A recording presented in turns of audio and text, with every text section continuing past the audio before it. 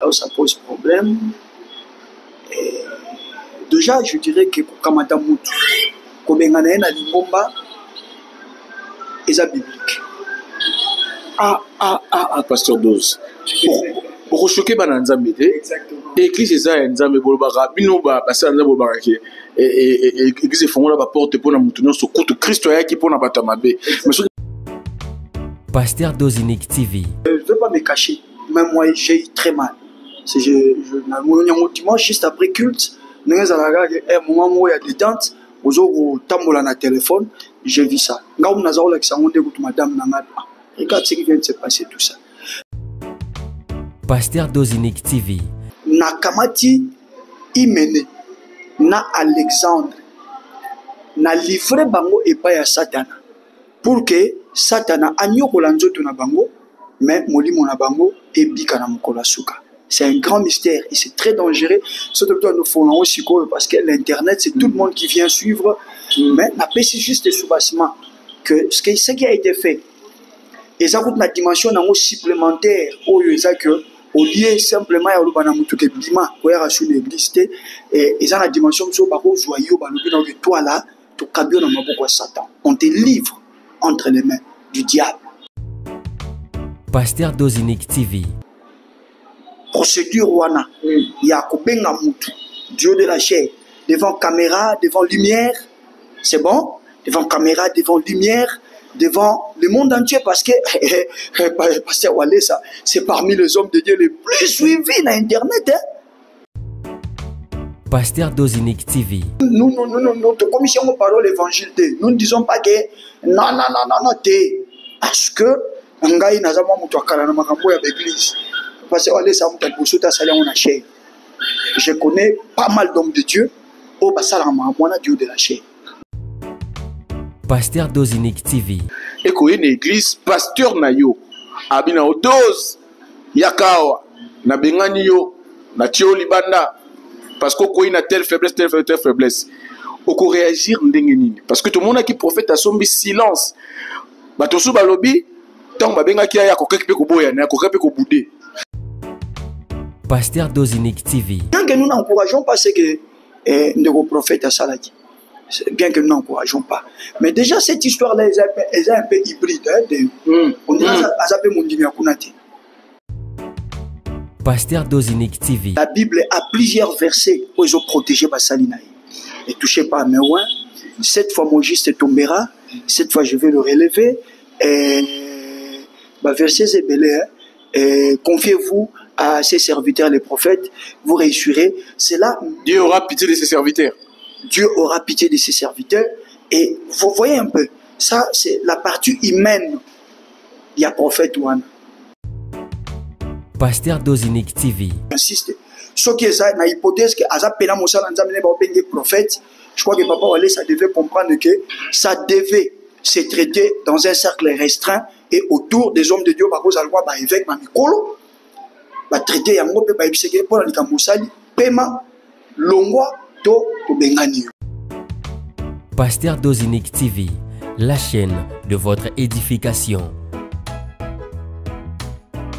Chers internautes, veuillez vous abonner sur votre chaîne et activer les notifications pour ne rien manquer. Pasteur Dozinique TV, la chaîne de votre édification. Soyez bénis. Nous sommes heureux de vous retrouver dans Pasteur Dozinique TV dans Minute avec l'artiste, comme vous le savez. Nous venons à chaque fois que le besoin se présente, à chaque fois que l'actualité l'oblige, nous sommes toujours là pour scruter, pour analyser, pour décrypter. Alors, comme vous le savez, il s'est passé beaucoup de choses ces derniers temps sur Internet, dans la communauté congolaise, mais tout le monde moko a bassigé dans l'actualité, il y a une table et artiste pour vous accueillir à Kokomelanga. Mais ndenge nazo réagir te ndenge nazo lobate azo ko se prononcer te ndenge moko ta komi alobi azo ko se prononcer te ndenge nini est-ce que ça est d'accord na makambo ndenge salami aza d'accord te est-ce que ce que ça là qui est papa anga qui peut agir de la même façon ce que ça qui est ndé mutu bazo bengana anga qui se comporter ndenge nini. Je crois que toutes ces questions trouveront la réponse ou les réponses tout au long de ce programme de minutes. avec l'artiste. Il est avec nous, lui c'est le pasteur Dose Unique. Comme vous le savez, Minute avec artiste, il y a régal, il y a échange, il y a partage. La chaîne Nabino, Oyo, il marque la différence de par son évangélisation. Pasteur Dose Unique, Mote Pe Boyebola. Mote na odi matumona mote na batali nyonso. Nous avons partout dans le monde entier que Dieu vous bénisse. Oui, parce que tout le monde a sauvé ce que évidemment, Minute avec artiste est manqué parce que la semaine passée, je n'avais presque pas de voix. C'était pratiquement impossible. Mais là, Dieu a fait grâce. Pendant que la film, j'ai joué la voix à Okufa. Dieu a fait grâce. Là, on peut parler. Allez, on peut parler, on peut discuter parce que nous passé aux lobby la semaine dernière, en tout cas, Zaki un peu atteint à voix, il ne pouvait pas trop réagir parce que voix Zaki atteinte. Pasteur 12, tout le monde qui est sur la toile. Pour on a besoin de rappeler, Pasteur Walesa, à Bengani, mon demi simple était, mais un prophète, Moussa Lianzambe, quoi qu'il y a moi naï. Na ndenge ya esaleli na tout que non na fonte tout que non na forme oza d'avis oza d'accord nango est-ce que fallait qu'il ça la mabon d'entrée de jeu je vais déjà demander à Manobo Talabiso va comprendre que il ne m'est pas permis moi personnellement de toucher na bateau nous avons considéré le roi Baba père et donc les pasteurs Kabundi Walesa Azali moko ya papa on a biso oyo et par rapport à ça na rekokate ko toucher naie mais je vais quand même essayer de rester sur le bas la forme et puis tu vas aborder peu fond hein tu vas na fond oui tu vas aborder fond pas dans le sens il y a clasher mais dans le sens il y a ko édifier ba nanzambe parce que il se pose en ce moment-ci, mille et une questions autour de ce qui s'est passé. Est-ce qu'il fallait ça, est-ce qu'il fallait ça, alors, du point de vue, il y a forme déjà de yo. C'est là où ça pose problème. C'est là où ça pose problème. Et déjà, je dirais que Kamata Moutou, comme on a un Limbomba, c'est biblique. Pasteur Dose. Pour choquer Bananzambe, exactement. Église eza nzambe bolobaka bino ba basala nzambe bolobaka ke église fongola ba porte pona mutu nyonso kutu Christ ayaki pona bata mabe mais soki bata mabe na beaucoup bisuko benga na ba na ba église monte que ça contradiction quelque part. Ouais, exactement il omoni pa ito tolobaka que na ba matière mususu ezo senga moi bato bazana moi connaissance ba réfléchir malam déjà elo en temps mais monani ka ndenge bola bengani mutu et ça lui passe. Je ne veux pas me cacher, même moi j'ai eu très mal. Dimanche, juste après culte, un moment où il y a détente, aux tambola na téléphone, j'ai vu ça. Regarde ce qui vient de se passer, tout ça. Mais après, il faut comprendre déjà que cette pratique-là, il y a et biblique, j'irais même plus loin que même qu'on livre mon pas à Satan. À cause ya babisaleli moko boye ezo toucher kondima ya bato ezo linge bebisa kombo ya Christ. L'apôtre Paul dans le livre de 1 Timothée azo yebisa Timothée boye alobi nakamati imene na Alexandre na livre bango epai ya Satana pour que Satana anyokola nzoto na bango mais molimo na bango ebika na mokolo suka. C'est un grand mystère et c'est très dangereux. Surtout que nous faisons aussi parce que l'internet c'est tout le monde qui vient suivre. Mais la paix c'est juste des sous-bassements que ce qui a été fait. Et ça coûte la dimension supplémentaire au lieu que au lieu simplement ya lobana mutu ke bima ko ya sur l'église et ça la dimension so ba ko joyeux ba lobi donc toi là to kabio na maboko Satan. On te livre entre les mains du diable. Vous comprenez? L'objectif c'est que Bamonio comme un dangereux. Et on va pécher Satan Sakanayo pourvu que Amnaeuse à la sauver parce que tu as déjà le Seigneur avec toi. Mais là n'est pas vraiment le problème. Le problème, la question de tout forme. C'est ce qu'il y a aussi, et ça lui moi pas si. Parce qu'on dirait na cible déjà fond. Ce que j'explique là, c'est dans le Pasteur Dose. Ngana linga ki po bande koto na epsek bongo que tokozo le na minute avec artiste. Ba epsek ngai ipsa Pasteur Dose azala tobi ke ye alinga ramin ko ça la référence toujours na ba passage biblique. C'est bien, mais balobi azala pragmatique. Place ça d'accord, tel bazar d'accord, place ça d'accord, al bakaza d'accord. Pour na relancer au Pasteur Dose. Est-ce que et ça les liwana procédure est respectée pour que tu commentes na point wana OK mais le les émissions na yo yo tu na police donc ana na choix c'est vrai depuis nazo comment là j'étais en train d'expliquer na bande pas comprendre que c'est une pratique oyo et ça les mara déjà bandakala na ba église OK omoni mais maintenant le problème c'est au niveau de la procédure que l'homme de Dieu notre père Kabundi Alessa a salelaki. Bon, cette procédure-là, pour la bateau à la pragmatique, même moi ça m'a fait mal. La procédure. Procédure wana. Il y a Kobenga Moutou, Dieu de la chair, devant caméra, devant lumière. C'est bon? Devant caméra, devant lumière, devant le monde entier parce que Pasteur Walesa, c'est parmi les hommes de Dieu les plus suivis sur Internet. Na ba Congo na biso autant à Pasteur Marcelo, tangi Pasteur Walesa, baza très très suivi. C'est-à-dire tant que le réseau Salema Bongo, c'est-à-dire réseau Salema devant le monde entier. Donc le babo il peut pas faire cette public ça c'est là maintenant ça devient Léopard a tout ce relié pour la bataille n'a été. Bataille aux Alaga. Donc dans le livre de 1 Corinthiens chapitre 6, apôtre Paul a pas mis la biso église. Abin, ne savez-vous pas que vous les saints, suivez très bien, ne savez-vous pas que vous les saints, vous jugerez les anges. Mais pourquoi le problème Nabino, besoin n'en pas yabatou? Ok. C'est là où je parle de la procédure. La procédure nous a, pas nous tous, mais il y a un grand nombre de gens, parmi lesquels Ngapé Nazanaka dit ça nous a fait très mal. Ça nous a fait très mal. L'église a une administration, je pense. Église, ils ont une administration. Ce n'est pas un vent de l'Obawana secrétaire. Ce n'est pas un vent de l'Obawana tel. C'est-à-dire, Moussala y a un secrétaire ou un ezali, que ce qui est au limite, Tchamoutoumo sous discipline, et ça aura juste une décision, soit mis peut-être dans le conseil paroissial, pour la mission, mission n'est pas un bureau pastoral. Voilà, n'est pas un bureau pastoral. Donc, ce bureau pastoral est au siège, c'est que tu s'est retrouvé autour. Il y a les grands mentors qui est le révérend Monsimayo pour statuer sur un certain nombre de choses pour le bon fonctionnement de l'église. C'est bon. On a évité Papa aller ces années, mais je crois savoir que ça quand même une administration qui fonctionne. C'est cette administration qui écrit de lettres, qui lance des invitations, qui répond également aux invitations.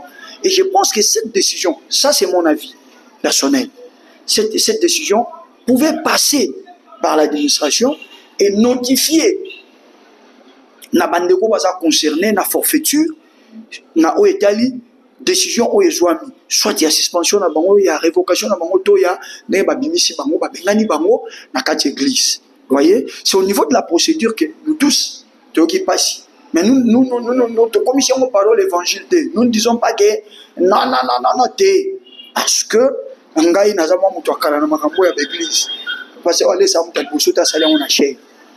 Je connais pas mal d'hommes de Dieu au basala mwana Dieu de la chair. Bon, Pasteur Dose. Toke na ngambo ya bato ba comité qui ba forfaiture wana. Le prophète na maman prophétesse wana. Ceux qui na lobina illustré en malamu. Ceux qui ezalaki Pasteur Dose parce que au-delà de la dimension pastorale na bino ya ba ministère na bino boza pe ba humain. Oka raposa romela mai, oka rape posa koseka, oka rape posa au la télévision. Ma faiblesse. Vous appelez ma faiblesse. Nous appelons ma faiblesse. Justement. Ce que nous sommes, ce n'est que la grâce de Dieu. Amen. Ce que nous causons ma faiblesse, ce que nous avons ma faiblesse wana. Et que une église pasteur na yo, abina odose yakawa na bengani yo na tio libanda parce que nous avons telle faiblesse. Oko réagir ndenge nini parce que tout le monde qui prophète a sombi silence. Batosu balobi tant babenga ki ya kokepi pe koboya na kokepi ko boudé.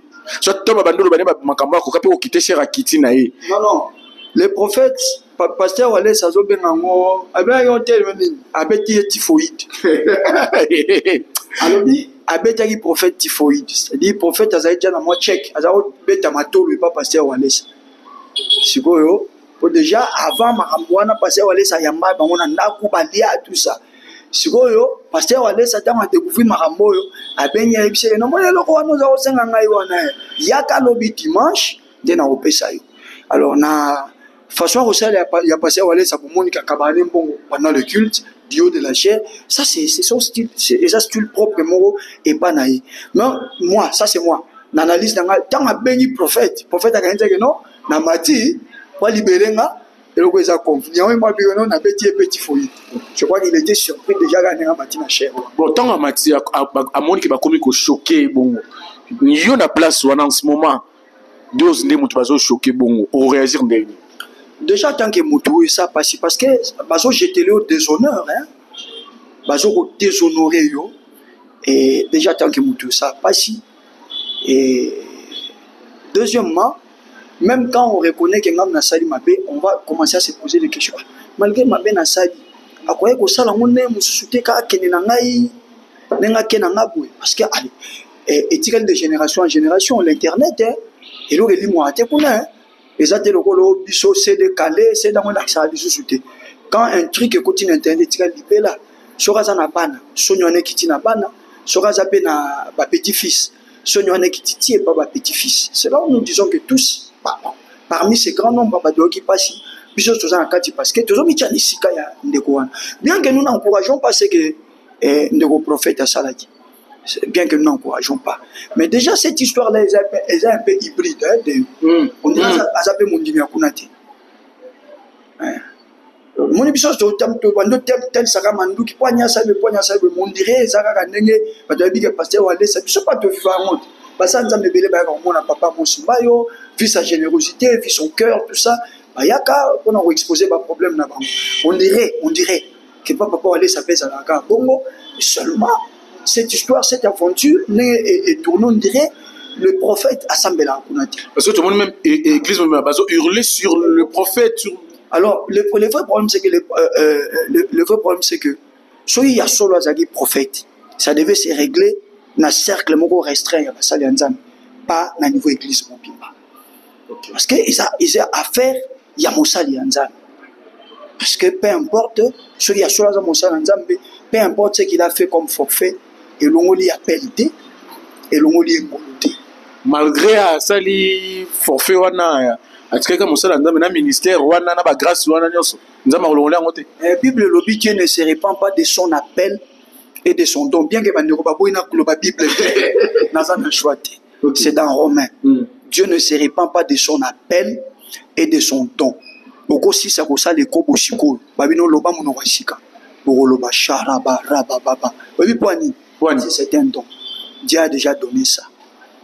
Donc, puisque c'est un homme de Dieu, la Bible a plusieurs versets où ils ont protégé Bassalinaï. Et touché par mes oins, cette fois mon juste tombera, cette fois je vais le relever. Et verset Zébélé, confiez-vous à ses serviteurs les prophètes, vous réussirez. C'est là. Dieu aura pitié de ses serviteurs. Dieu aura pitié de ses serviteurs. Et vous voyez un peu, ça c'est la partie humaine. Il y a prophète Ouane. Mais la partie divine, il y a prophète est intacte. Pourquoi parce que comme na souka sinon Olivier a accordé puis moi 2 minutes de plus. Batu ba ko tuna. Papa Wallace Kabundi Wallace. Azape na papa na ya molimo. Lokola yepaza na monsuni. Azape na ba faiblesse lokola humaine nyonso. Ce que lobby est sali eke akoyi va réserver les puis même traitement où il y a réservé na prophète wana. C'est là où les bas blessent papa dose. On est prêt à infliger attitude mon koboye, sanction mon pas bateau, peut-être aux prêté yako zongo au cas où to ko na mbeba wana. Mais moi en tant que serviteur de Dieu, je demande à bateau o yozo bilanga bateau wana. Ba ça la très attention à mamutali ba sali nzambe. Ba ça la très attention. Ba tika ko sala ba analyse moko intellectuelle et approfondie autour il y a papa Wallace, autour il y a prophète Wana, parce que bon, enfin, ce qui est arrivé, Au moins, il y a un aspect forme, la procédure qui nous a fait tous mal. Mais je vous dis la vérité que ce qui est par une lettre, tout verbalement, mais balobi, ce qui est c'est bon? On ne veut plus de toi ici. Et ça, les maranango, et ça, les soupassements bibliques. Là où ça fait mal, Ezakaka, n'enge salemi tambour patent, aux vies et aussi de tout le monde, et les chrétiens et les païens, alors que c'est un dossier qui concerne un serviteur de Dieu. J'insiste. Ce qui est dans l'hypothèse que Aza Pena Moussa Lanzamene Baobenge prophète, je crois que Papa Wale, ça devait comprendre que ça devait se traiter dans un cercle restreint et autour des hommes de Dieu, par cause à loi, évêque, Mamikolo, va traiter Yango, Pepa Ibseke, pour la Moussali, Pema, Longwa, To, Bengani. Seulement, devant les gens, aujourd'hui, baisse Yango, Yango na Yango. Alors, on a tout ça très attention parce que tu peux plonger dans le banalisme, tu peux déjà aussi sans les Samsung, parce que nous connaissons maintenant comment fonctionne l'Internet. Mais bon, on a toujours une émission, tout ça, il y a des. Mais ça, attention, c'est un outil que le diable a mis en place pour nous dévier de la vraie foi. Pour nous dévier de la vraie foi, c'est par ici que nous allons mettre un terme à ces programmes.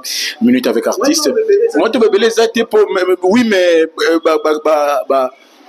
Recommandation bato ba komeli nga baleki mo ebele ndeknet de comment quoi lobby c'est par là que vous même liloba suka ozo répondre pozo pesa ozo répondre pozo ozo tika maloba suka pour na émission lelo ndeko na lobby bino ba ya réveil ah naza journaliste naza journaliste ya église songolote na tika na pona nga journaliste abina nga iboy bino ba église de réveil butumo iko critiquer ka maison mère critiquer l'église catholique. Mais n'est-ce pas l'église catholique, tout le monde a été curé, évêque, pape, a bien de cette façon. Bah ça de sorte que même la faiblesse n'a pas erreur n'a pas bomba yango ba sala yango proprement. Mais l'église de réveil, problème et organisation continue de se poser. C'est par là que nous allons terminer. Non mais ils doivent continuer à prier pour nous. Nous sommes une église qui est sortie de manière brute. On est réveil dans moyaka. Pour la mugate pour la mouika ba kino ba siliki politicien mo ta bima 3 jours pena ba paralyser film mouvement bongo pino mo bolo ba ngo ba ta jouer ce petit bolo ba la foule ou la masse n'a pas d'état d'âme. Voilà, donc je crois que m'ont remarqué au fur et à mesure réveil parce que l'église catholique et ça nous combien de siècles comparativement à l'église de réveil, église protestante et ça nous combien de siècles comparativement à l'église de réveil. Donc nous sommes une église to bandaki ne to bandaki. Mais au fur et à mesure que ça va évoluer, nous sommes en train de nous organiser. Bah, ça me l'a on a vu ce papier, ça a temps avec le temps, je crois que nous serions parce que bon, mon que tout réunion sur l'équipe, les accords un sérieux problème de sagesse n'est pas. Ceci la sagesse y était, Marambo et Nimo les Kanamou sans problème. Peut-être que nous ne prophètes pas accueillis. Si ma y a rejoint sanction, Aligna c'est corrigé. Mais c'est quoi comme on a battu au côté là. Il y a même des prophètes au péché tout. Que ici et le baba na ça ba okumisa été bana ça mbala ba bongo ngate ouais ça yo mambo ça moi ba okumisa été ma songa na makomi à comprendre là où il est tombé. Dieu dit à l'église dans Apocalypse il dit souviens-toi d'où tu es tombé et répands-toi sinon souviens-toi d'où tu es tombé et répands-toi sinon j'enlèverai les chandeliers. Donc, homme de Dieu, c'est comme Elio, Toyoki Pashi, mais nous savons aussi que l'église est touchée par ses comportements, Oisalemi, et Fingisi Yesu, et Fingisi Pepa Sali Nzambe, mais l'inko lobate que Osa Moussali Nzambe à l'Okuta. Souviens-toi seulement d'où tu es tombé, répands-toi. Pratique tes premières œuvres afin que chandelier wana Nzamba longo musika. Pasteur Dos, merci beaucoup d'être passé. Je vous en prie, merci beaucoup de tout le monde. C'est par ici que nous allons mettre un terme à ces programmes de Minutes avec artistes. Nous avons évoqué la question liée à ce qui est advenu à l'église du révérend pasteur Walesa, au Toumona Kinenge, Babengana qui est prophète Moko pour avoir commis un acte hormis l'Ilobanzambe. Donc, acte Moko qui vraiment ignoble Namisho Nzambe. Merci à Olivier Bokole qui était derrière cette caméra, un confrère mais qui était derrière cette caméra pour nous prendre ces belles images. Le rendez-vous est pris dans les tout prochains jours avec les mêmes plaisirs. Entre-temps, abonnez-vous massivement parce que nous avons l'objectif d'atteindre déjà au-delà des 10 000 abonnés. Vous comprenez? Vous comprenez, rappelez ma casse, c'est la chiffre. Alors, 10 000 abonnés, toi, dans 8 000, toujours atteindre l'objectif à 10 000 pour partager le lien, pour partager le message pour que maintenant je base à la servir en temps réel. Le rendez-vous est pris très prochainement avec le même plaisir. Au revoir. Pasteur Dozinique TV, la chaîne de votre édification. Chers internautes, veuillez vous abonner sur votre chaîne et activer les notifications pour ne rien manquer. Pasteur Dozinique TV, la chaîne de votre édification. Soyez bénis.